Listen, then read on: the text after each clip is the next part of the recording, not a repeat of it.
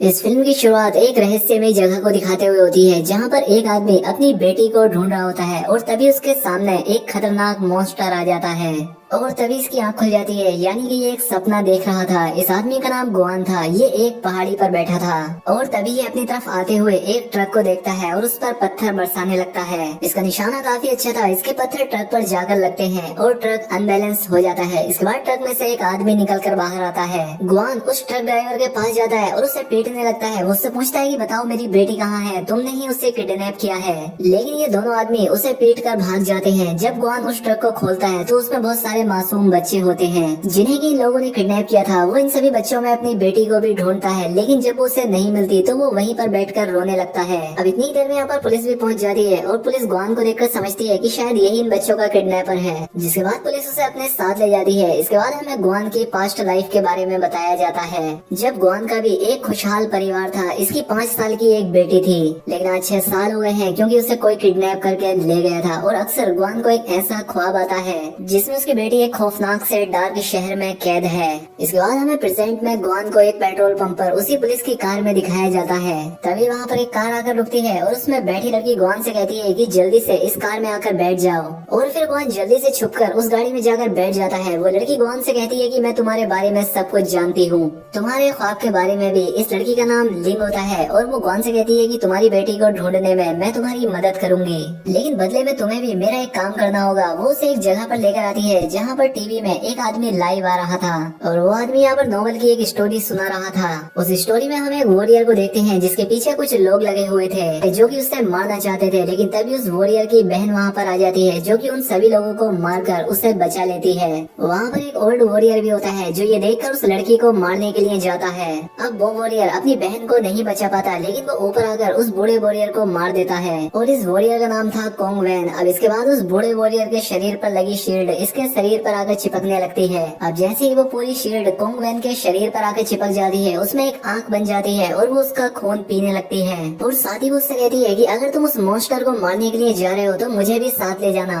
और अब जैसे ही वो ये सोचता है, कहानी पूरी हो जाती है जहाँ पर वो बिजनेसमैन स्पीच दे रहा था और वो बेहोश होकर गिर जाता है। अब जैसे ही कहानी खत्म होती है, दूसरी तरफ लिंग क्वेन को बताती है कि इस नोवेल के आखिर में वो वॉरियर इस मॉन्स्टर को मारने वाला है। लेकिन अजीब बात यह है कि इस नोवेल का असर असली जिंदगी में भी हो रहा है। नोवेल की जिंदगी और असली जिंदगी आपस में मिक्स हो रही है और अगले 3 दिन में अपनी नोवेल में ये उस मॉन्स्टर को मारने वाला है। लेकिन हैरानी की बात यह है कि जब उस कहानी में उस मॉन्स्टर को मारने की बात आती है तो मेरे बॉस यानी कि वो बिजनेसमैन आदमी बेहोश हो जाता है। और इससे पहले 3 दिन बाद मेरे बॉस की जान जाए तुम्हें मेरी मदद करनी होगी, बदले में मैं तुम्हारी बेटी ढूंढ के दूंगी। हमने ऑलरेडी 5 लड़कियां ढूंढ ली हैं, जिसमें से जरूर एक तो तुम्हारी बेटी होगी जो कि डीएनए टेस्ट से पता चल जाएगा। लिंग उसे बताती है कि ये नोबलिस्ट दूसरे शहर में रहता है और तुम्हें वहाँ जाकर उससे मारना होगा। इसीलिए ग्वेन दूसरे शहर में उसे मारने के लिए जाता है। और जब वो नोबलिस्ट ग्वेन से पूछता है कि तुम यहाँ पर क्यों आए हो, तो ग्वेन उसे कहता है कि मैं तुम्हारा फैन हूँ। और ये बात सुनकर वो नोबलिस्ट काफी खुश होता है और इन दोनों में बातचीत होने लगती है। अब एक दिन ग्वेन उस नोबलिस्ट से बात करने के बाद अपनी डायरी वहीं पर छोड़ जाता है जिसमें उसने अपने ख्वाब के बारे में भी लिखा था। जब नोबलिस्ट उसकी वो डायरी पढ़ता है तो उसे उसकी कहानी काफी अच्छी लगती है और वो सोचता है कि मैं ये कहानी अपनी नोवेल में भी ऐड करूंगा। अब वो अपनी कहानी जारी रखता है कि किंग वॉन वॉरियर उस मॉन्स्टर को मारने के लिए उसकी तलाश में निकल पड़ा है। दरअसल जब वो मॉन्स्टर था वो एक किंगडम का राजा था और जब किंग वॉन वहाँ पर पहुँचता है तो वहाँ पर एक फेस्टिवल हो रहा था। किंग वॉन के शील्ड पर लगी वो आंख से बताती है कि पहले इस किंगडम का राजा कोई और हुआ करता था और ये यहाँ का सोल्जर हुआ करता था, लेकिन इसने ब्लैक मैजिक करके उस राजा को मार दिया और खुद राजा बन गया।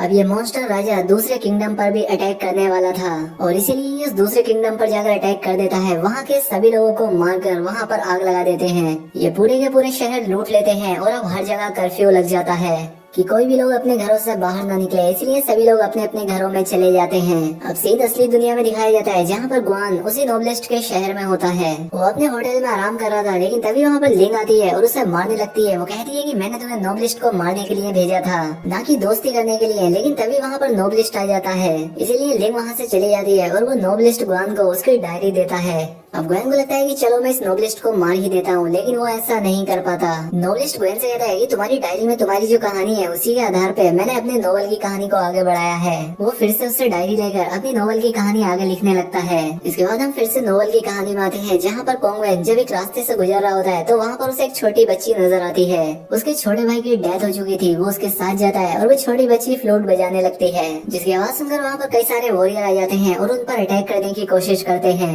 लेकिन कोंगवेन उस बच्ची को लेकर वहाँ से भाग जाता है। अब जैसे ही शाम होने लगती है उन वॉरियर्स की ताकत कम पड़ने लगती है और इसी का फायदा उठाते हुए कोंगवेन उस बच्ची को लेकर वहाँ से चला जाता है। इसके बाद हम रियल लाइफ में आते हैं, जहाँ पर ग्वेन ये डिसाइड कर लेता है कि मैं इस नोबलिस्ट को मार दूंगा। वो उसकी तरफ एक पत्थर मारता है जिससे वो बेहोश हो जाता है और अब वो उसे मारने ही वाला होता है कि तभी उसे एक गाने की आवाज आती है जो कि वो अपनी बेटी के लिए गाया करता था। जब वो इधर उधर जाकर देखता है तो पाता है कि एक 10-11 साल का लड़का वो गाना गा रहा था। तो वो उससे पूछता है कि तुमने ये गाना कहाँ से सीखा, बताओ मेरी बेटी कहाँ पर है, क्योंकि वो हर हाल में अपनी बेटी से मिलना चाहता था। लेकिन वो लड़का उससे डर जाता है और वहाँ से भागने लगता है और अब ग्वेन उसका पीछा करने लगता है। वो उसके पीछे एक जगह पर आ जाता है जहाँ पर वो अपनी बेटी के किडनैपर्स को पूछता है। वो उन्हें मारकर उनसे पूछने लगता है कि बताओ मेरी बेटी कहाँ पर है, जिस पर वो किडनैपर कहता है कि उसे बेहोश करने के लिए मैंने कुछ ज्यादा डोज दे दी थी, इसीलिए वो इस दुनिया में नहीं रही। ये देखकर ग्वेन को बहुत गुस्सा आता है। वो उसे मारने लगता है, लेकिन तभी यहाँ पर लिंग आ जाती है और वो उसे अपनी गाड़ी में बैठा लेती है। वो कहती है मैं तुम्हारी मदद करूंगी, जिस पर ग्वेन कहता है कि मुझे किसी भी तरह से उस किडनैपर को पकड़ना है, मुझे उसे जान से मारना है और तुम परेशान मत हो, मैं तुम्हारा भी काम कर दूंगा, लेकिन मुझे उसे मारना ही है। ये सारी बातें लिंग का बॉस भी सुन रहा होता है। वो उससे आकर कहता है कि अगर मेरी मजबूरी ना होती तो मैं ये काम करने के लिए तुमसे कभी ना कहता। लिंग काफी उदास हो जाती है क्योंकि वो अपने बॉस को अपना पिता मानती थी, क्योंकि वो उनकी मदद करना चाहती थी। दूसरी तरफ हम नोवेल में कोंगवेन और उस बच्ची को देखते हैं। वो शहर की गलियों से गुजर रहे थे जहाँ पर हर तरफ डेड बॉडीज पड़ी थी।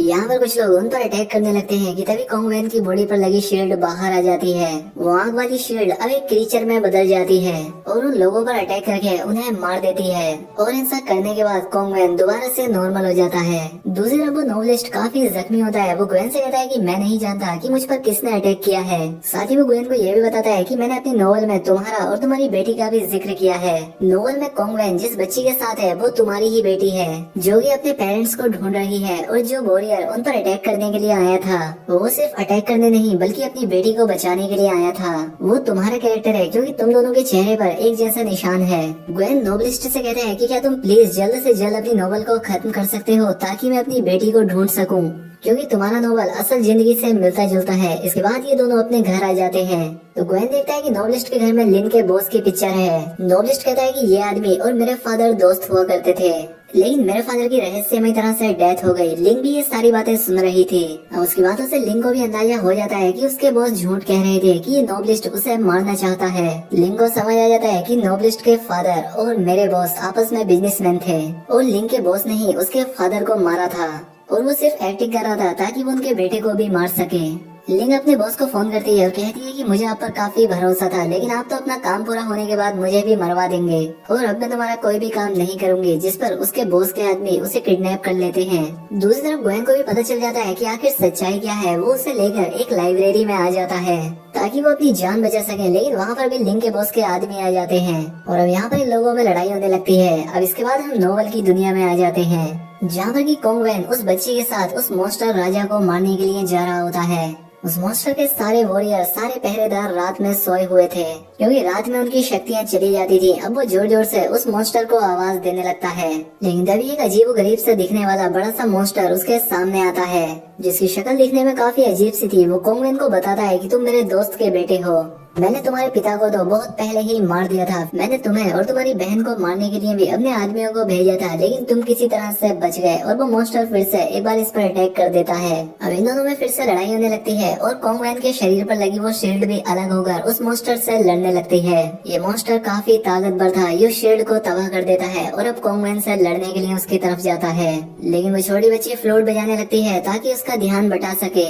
ये देखकर उस मॉन्स्टर को काफी गुस्सा आता है और उसके पेट में से कुछ टेंटिकल टेंटिकल निकलते हैं जो कि उस बच्ची को खींचकर अपने अंदर ले जाते हैं। लेकिन अब असली दुनिया में हम देखते हैं कि उस नोवेलिस्ट पर किसी ने अटैक कर दिया है और उसकी कहानी यहाँ पर अधूरी रह गई है। लिंक भी खुद को किसी तरह से बचाकर इनकी मदद करने के लिए यहाँ आ जाती है। इसके बाद ये लोग नोवेलिस्ट को हॉस्पिटल में लेकर जाते हैं, जहाँ पर लिंक का बॉस भी इस बात को मान लेता है कि मैं नोवेलिस्ट को मारना चाहता हूँ।